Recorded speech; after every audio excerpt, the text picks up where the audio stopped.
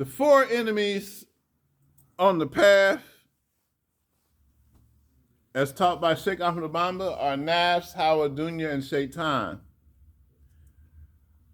The nafs is your lower self, and our Sheikh Ahmadou Bamba says,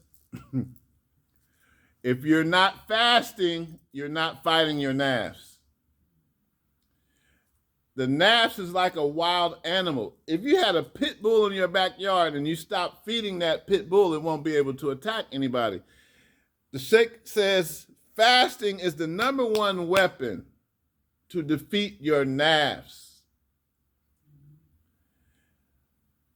One of the sayings of wisdom of Sheikh Ahmadou Bamba that can summarize most of the teachings of Tariqah, the Sheikh said, eat less, sleep less, and talk less. That was also said by Imam Ali. Eat less, sleep less, talk less. To defeat the nafs, fasting. The second enemy is hawa, which we call passions and desires.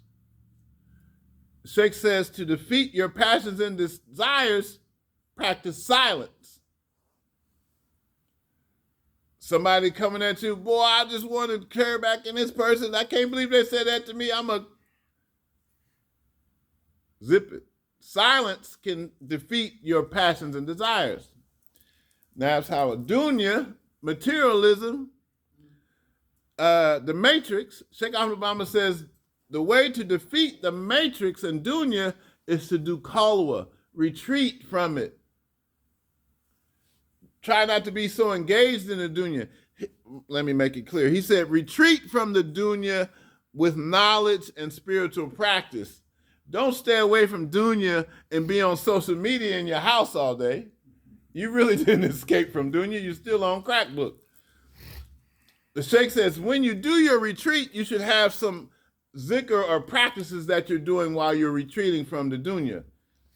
That's how, and shaitan, a lot of people think, a lot of people think shaitan is the most powerful enemy. Allah says in the Holy Quran, the call of the shaitan is weak. Sheikh Ahmadou Bamba says, the goal of shaitan, is to get, I'm going to ask y'all this. See, if the goal of shaitan is to get you to forget about Allah, then what do you think the Sheikh said the weapon to defeat the shaitan is? Remember Allah.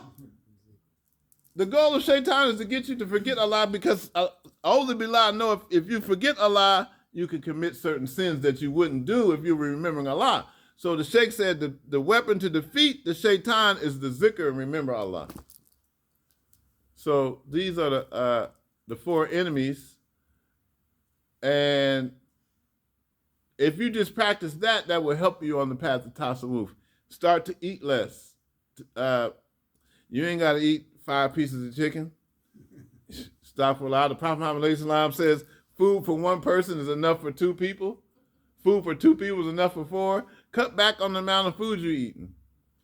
Passions and desires. Don't be so argumentative with people. Try to be silent. When somebody come against you and say something that you know is not true, you look like a fool answering them when you know it's not true. So just be silent sometime. You ain't got to go to the club because drinks is half off on Friday night. Astaghfirullah. Withdraw from the dunya. That go-go band that's playing on Friday, you ain't got to go to the go-go. Astaghfirullah. Retreat from the dunya. And forever, I tell all my students, keep your beads moving. Keep your beads moving. I had 2 disciples that came and stayed with me, stayed in my house. And I gave them a task. First, they asked me, they said, Sheikh, how did you get what you got from Allah?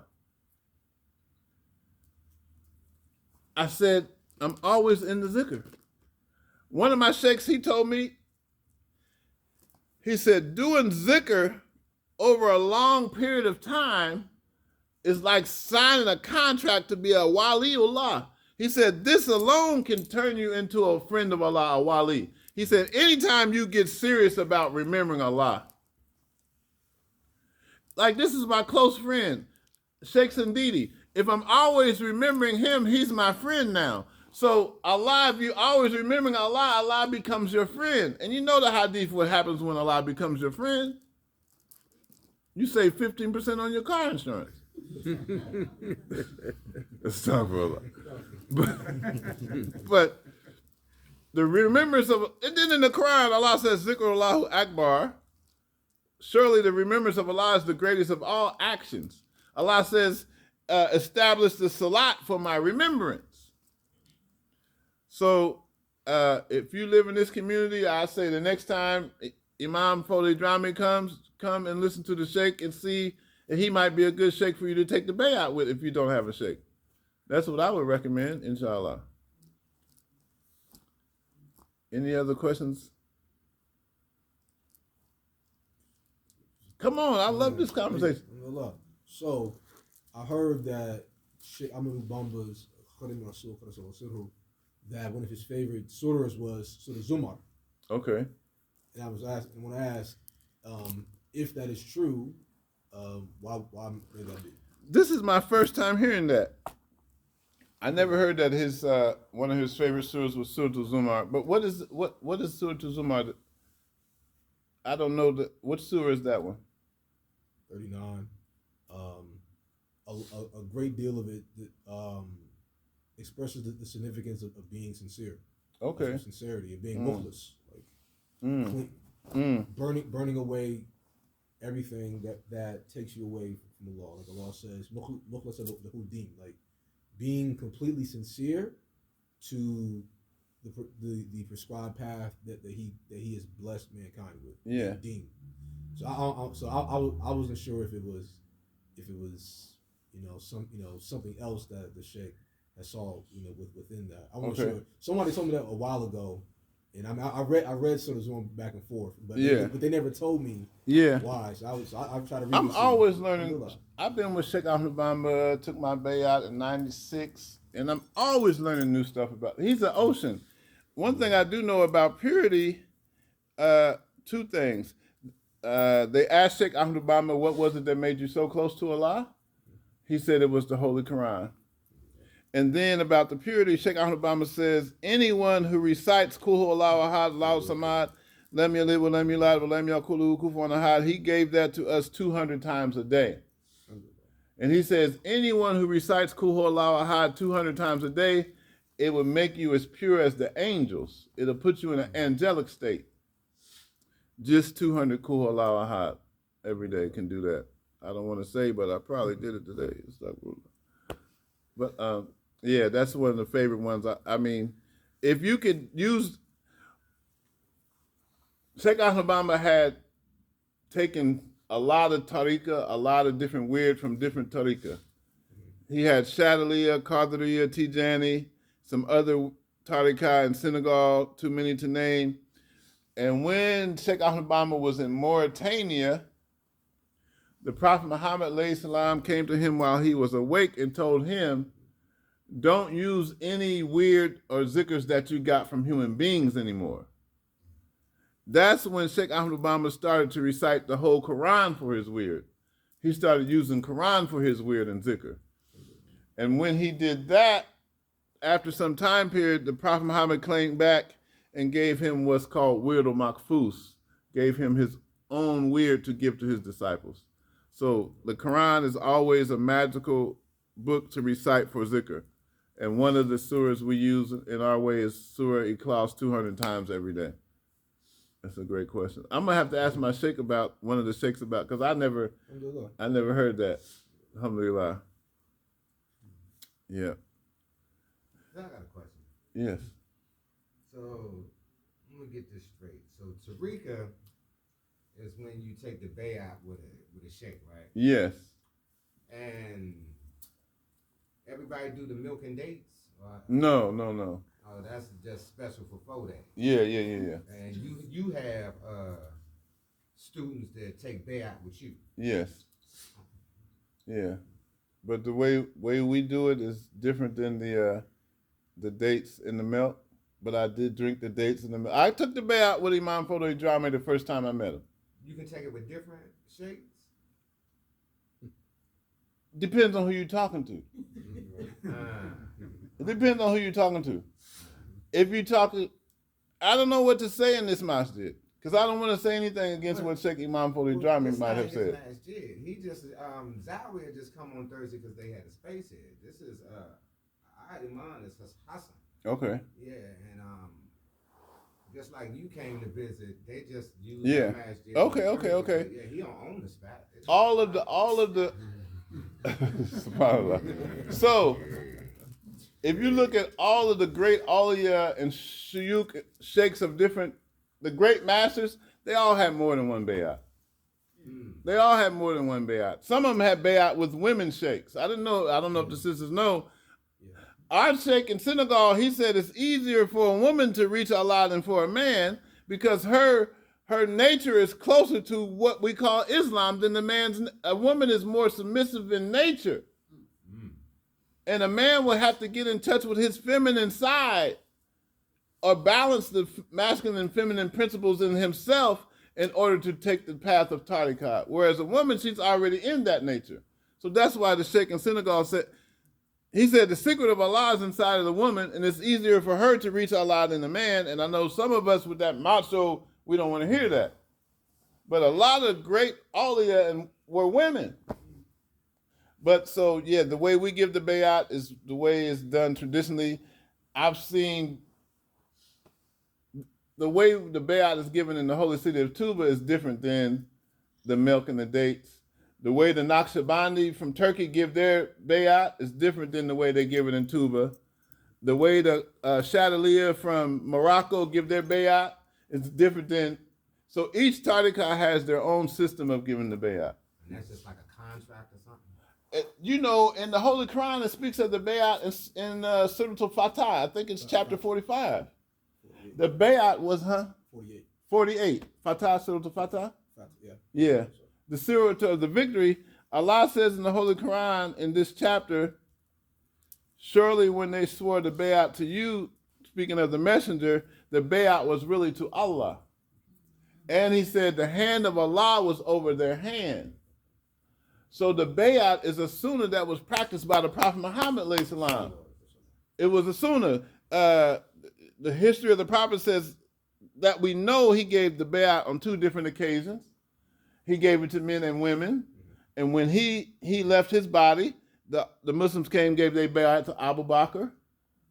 Abu Bakr left his body, they came and gave it to Uthman, then Omar and Ali. So that in the beginning of Islam, the bayat was a sunnah.